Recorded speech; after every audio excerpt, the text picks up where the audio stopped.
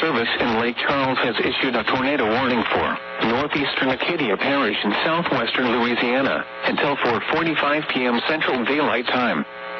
At 4:08 p.m. Central Daylight Time, a severe thunderstorm capable of producing a tornado was located near Branch, or near Rain, moving north at 10 miles per hour. Hazard, tornado. Source, radar indicated rotation. Impact, flying debris will be dangerous to those caught without shelter. Mobile homes will be damaged or destroyed. Damage to roofs, windows, and vehicles will occur. Tree damage is likely. This dangerous storm will be near Branch around 4:30 p.m. Central Daylight Time. Church Point and Richard around 4:45 p.m. Central Daylight Time. Take cover now. Move to an interior room on the lowest floor of a sturdy building. Avoid windows.